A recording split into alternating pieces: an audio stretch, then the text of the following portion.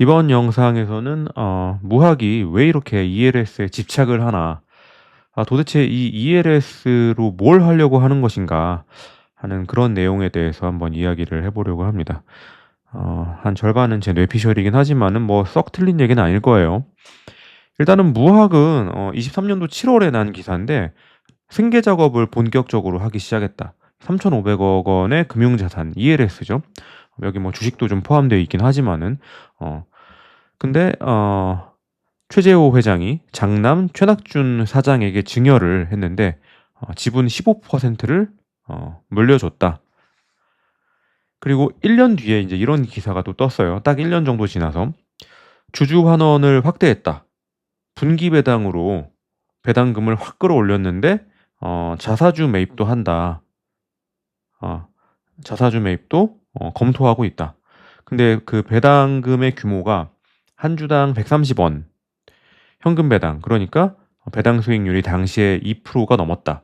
그러니까 1년 배당률이 8%가 넘은 거죠. 한 8.2% 정도. 그래서 한 140억 원 정도의 배당금을 이렇게 결정을 한 겁니다. 이게 굉장히 관련이 없을 수가 없죠. 시기적으로. 지분을 물려줬고 그 다음 해부터 현금 배당의 양을 왕창 늘렸다면은 두 개의 뉴스는 분명히 관련이 있다고 보는 게 합리적인 의심입니다.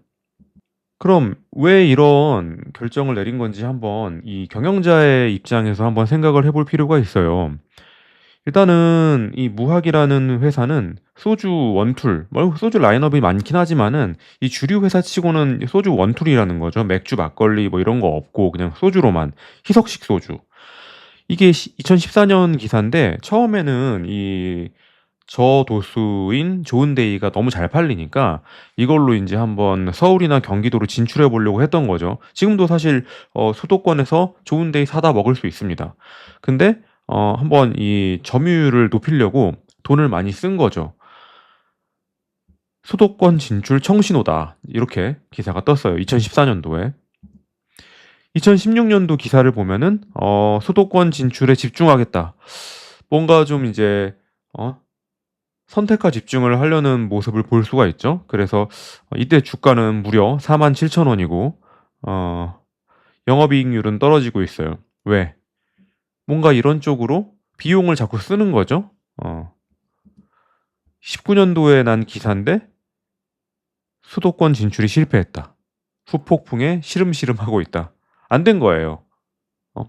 수도권에는 워낙 이제 전국구로 노는 이 절대 강자, 하이트 진로 얘네들은 뭐 이미 소주뿐만이 아니고 굉장히 이제 제품 라인업이 다양하고 지방에서 이제 잘 나간다고 한번 덤볐는데 처참하게 깨진 거죠. 그리고 수도권 진출 선언 후에 매출이 오히려 떨어졌어요. 왜냐하면 이건 이제 그 본진에서 이 경상도권에서 무항만 있는 건 아니거든요. 다른 소주 회사들도 있기 때문에 수도권에 집중하는 기간 동안에 내 본진에서의 점유율이 떨어진 거죠. 근데 이제 이건 이거고 본업은 본업이고 이미 2014년도 뭐 서울 노리고 경기도 노리고 이렇게 막 뉴스가 뜰 때 이미 무학은 ELS를 하고 있었다는 거죠. 이때 이미 100억대 수입이 짭짤하다. 이런 기사로. 근데 2014년도에 시작한 것도 아니에요. 심지어는 보면은 2008년도 미국발 금융위기로 ELS 투자는 악몽으로 변했다. 주가 지수 1000이 붕괴되면서 312억 원의 평가 손실이 발생했던 것. 소주 판매로 얻은 영업이익이 290억인데 312억 원을 ELS로 날려먹었다. 그러니까 훨씬 전부터 ELS로 이제 무학은 돈을 굴리고 있었던 거죠. 2015년도 그 다음의 기사인데 이 불과 1년 만에 또 2014년에는 ELS로 100억의 이익을 냈다고 한 바로 그 다음 해에 또 무학 주가가 5개월 동안 반토막이 났는데 이거는 2,600억 원의 ELS 투자한 그 투자금에서 손실이 발생했기 때문일 것이다. 이제 이런 식으로 2015년도에 기사가 났어요. 근데 이거는 아무래도 제 생각에는 ELS 때문은 아니었을 것이고 너무 66,000원이라는 주가가 고점이었던 거죠. 이 무학이 서울에서 뭔가 이렇게 통할 줄 알고 투자자들도 많은 프리미엄을 줬던 것이 안 되는 걸 인제 사람들이 이제 보고 뭔가 영업 그 비용 같은 거 증가하는 거 보고 하는 거를, 물론 이제 ELS도 영향을 줬겠지만은 투심의 영향을 받았을 가능성이 높습니다. 또 이제 지금 뭔가 이렇게 출사표를 던졌는데 서울이나 경기도에서 뭔가 이렇게 잘 되는 그림을 꿈꾸고 있는데 자꾸 그 경영진이 한눈을 팔아. 소주 사업에는 뭐 관심이 없는 것 같고 자꾸 ELS 막 이런 거 해 가지고 돈을 벌려고 해.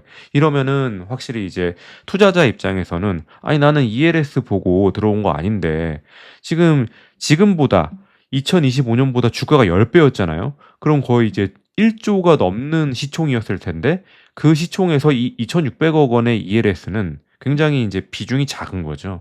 여기에 자꾸 신경 팔리고 정신 팔리고 이러는 걸, 그런 모습을 보다 보면은 당연히 투자자 입장에서는 좀 실망할 수밖에 없지 않았겠나.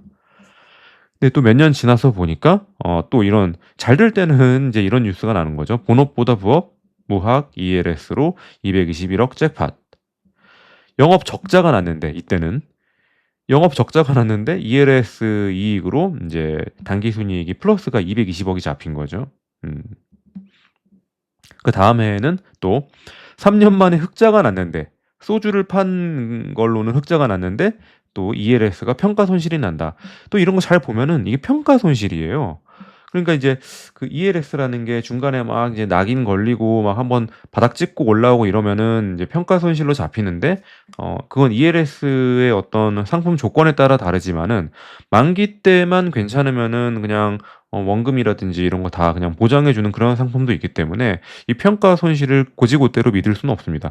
아무튼 이게 이제 해마다 뭔가 웃었다가 울었다가 이 ELS로 왔다 갔다 한다는 것 자체가 사실 이 소주 산업을 보고 들어온 투자자 입장에서는 그렇게 달가운 일만은 아니다. 이거는 작년 기사인데, 작년에 제가 첫 영상에서도 얘기했지만은 이 항생 지수 때문에 많은 그 어르신들이라든지 어떤 투자 취약계층이 손해를 많이 입었었죠. 그것 때문에 은행권도 이익이 많이 떨어지고, 이때 인제 무학은 뭘 했냐? 항생 ELS를 추가 매입했다. 실제로 이제 24 년도 초에는 항생 ELS가 좀 굉장히 그런 문제를 일으켰지만은 지수도 떨어지고 24 년도 말에는 많은 상승을 보여줬습니다. 그래서 이제 수익이 어느 정도 꽤 났을 거라고 생각을 해볼 수가 있죠. 뭐 여기 "조정 충분히 이루어졌다 판단. 손실 가능성 낮아." 딱 이 말대로 항생 지수는 움직였었죠. 그래서 뭐 이렇게 기사를 읽어 보면은 뭐 나름대로의 인제 제 생각에는 이 무학은 ELS 투자한 지가 벌써 한 뭐 20년 정도 됐기 때문에 나름대로의 어떤 노하우는 있을 거라고 봐요. 너무 턱없이 진짜 진짜 투자 초보자들이 저지르는 ELS 그 투자하는 어떤 어르신들이 당하는 그런 그림은 제 생각에는 그려지진 않고, 20년 동안 ELS를 투자했던 뭐 팀이건 회사건 사람이건 간에 그 정도 투자했으면은 어떤 조심해야 되는 그런 포인트들에 대해서 모를 수가 없고 리스크 관리를 어느 정도는 할 거라고 봅니다. 아무튼 이게 기자가 취재한 그 인터뷰 내용에서 부학 관계자가 한다는 말이 "금융 투자는 재무팀에서 따로 관리한다. 어 뭐 심의위원회를 통해서 지수와 경제 상황을 종합적으로 고려해 손실을 최소화하는 방향으로 투자를 이어나가고 있다." 이런 얘기를 한다는 거죠. 음. 왜 이렇게 ELS에 인제 집착을 하는가를 보면은 사실 이 소주 시장을 보면은 그럴 수밖에 없겠다는 생각이 좀 들어요. 여기 국내 소주 출고량 추이를 보면은 계속 우하향하고 있거든요. 사람들이 소주를 안 마신다. 이게 인제 웰빙 트렌드도 좀 영향을 줄 수 있지만은 이번 그 코비드 한번 겪고 나서 이때 인제 코비드 때문에 왕창 회식도 안 하고 막 이 떨어졌던 것이 좀 주류 트렌드에도 많은 좀 변화를 준 것 같아요. 이렇게 모여서 막 죽자고 마시는 문화는 확실히 많이 사라졌고, 뭔가 좀 한 잔을 마시더라도 좀 좋은 거 마시는 거, 뭐 와인이라든지 뭐 샴페인이라든지 쪼끔 뭐 좋은 맥주라든지 이런 거, 아니면은 뭐 전통주 같은 것도 그렇고 한 사람당 평균 마시는 소비량 자체도 줄어들고 있습니다. 지금 이제 이건 21 년도까지밖에 데이터가 없는데 이때는 이제 코비드 때문에 영향을 받았을 거고 22 년도 23 년도에 뭐 반등을 했는지는 잘 모르겠어요. 근데 이미 코비드가 있기 전부터 이 평균 주류 소비량은 줄어들고 있었다는 거죠. 줄어들고 있는데 여기서 소주가 차지하는 비중은 더 줄어든다 이러면 이제 문제가 되겠죠. 그러니까 소주 원툴로 사업을 하는 사람 입장에서는 이제 회의감이 들 수밖에 없지 않겠나 이 생각이 드는 거죠. 이 소주 산업에 계속 투자하는 게 맞아? 만약에 내가 주류 회사인데 소주 시장이 계속 쪼그라든다 이러면은 다른 주류를 사실 시작하면 되거든요. 음. 뭐 발효주 다른 발효주라든지 아니면은 뭐 쪼끔 더 고급 위스키 시장이라든지 뭐 제가 얘기하면서 좀 웃음이 나오는데 그런 다른 종류의 주류를 공략하면 되는데 언제부터 사실 이거를 시작해서 사실 이 소주 희석식 소주가 만들기가 제일 쉽다니까요. 다른 거는 업력이 좀 필요해요. 괜히 막 칭다오 맥주 이런 게 옛날에 막 식민지 시절에 그 독일 공장이 와 가지고 독일 애들이 와 가지고 그때 지었던 독일 공장으로부터 업력이 시작됩니다. 되게 슬픈 과거인데도 그걸로 먹고 사는 이유가 의외로 사람들이 그런 히스토리에 되게 좀 반응을 하고 '아 그러니까 역시 이렇게 맛있어.' 이렇게 뇌가 어떤 그런 히스토리에 지배를 당한다는 말이죠. 그러니까 이런 소주 시장의 어떤 트렌드는 무학의 승계 작업에도 분명히 영향을 줬으리라 봅니다.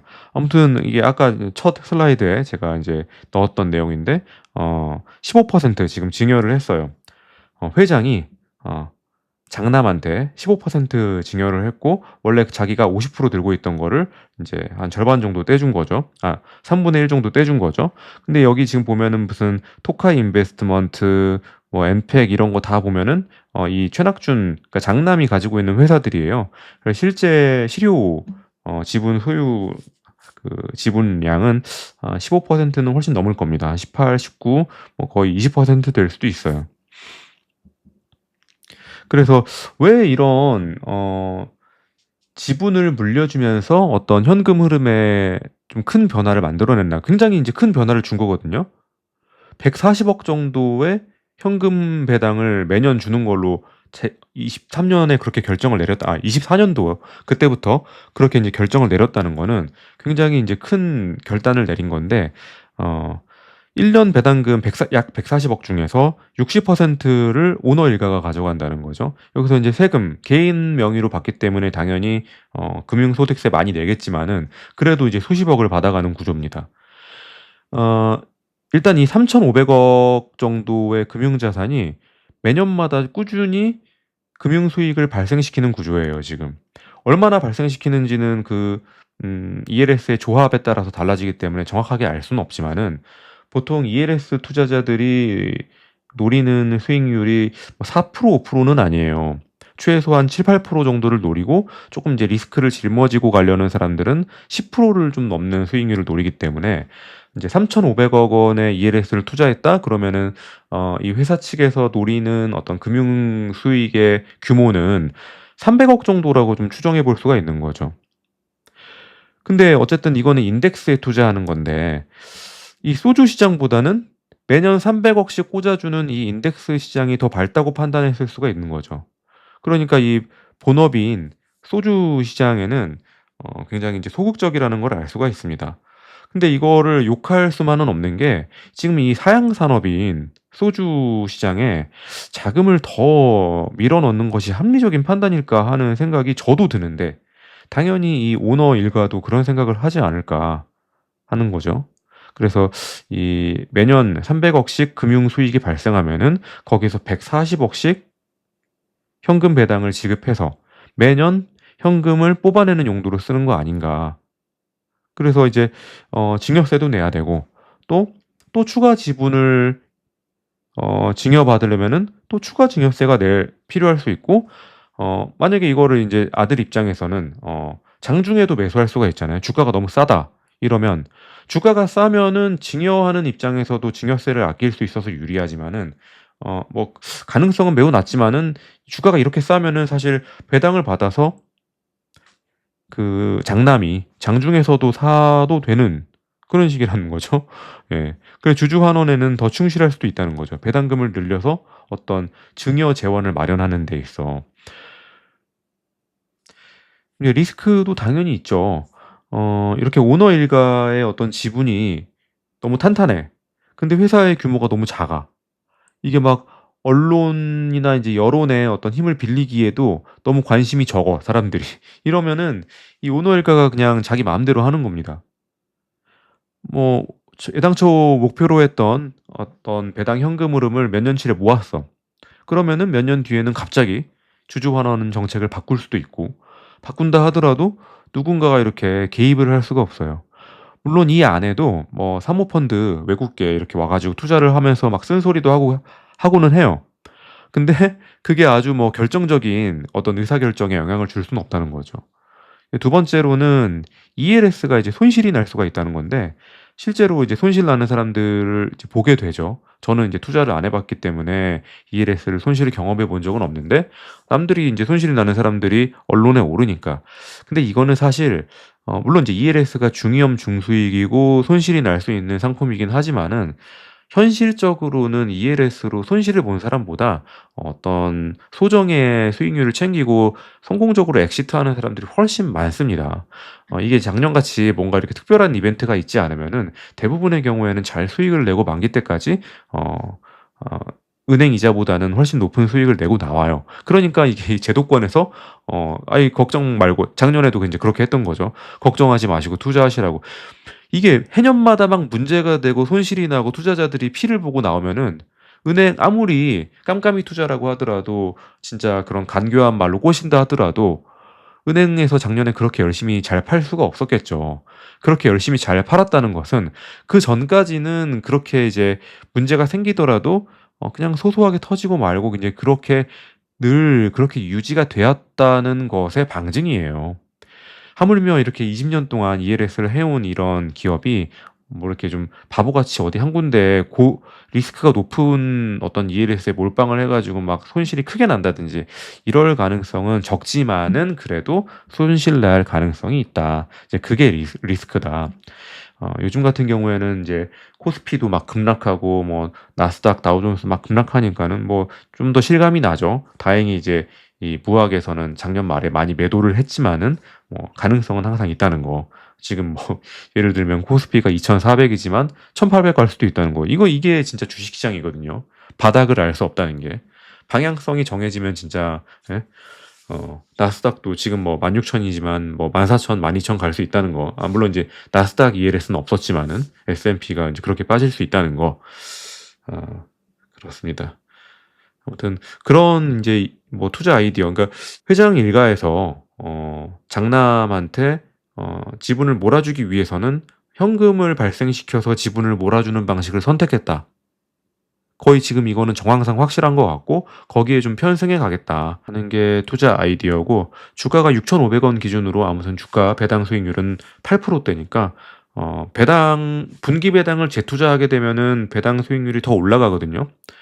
그러니까 그런 이점도 있고, 이제 그걸 받아서 또 다른 배당주에 투자하면은 현금 흐름은 이제 복리로 계속 늘어나게 돼 있으니 그렇게 한번 몇 년 두고 보려고 합니다.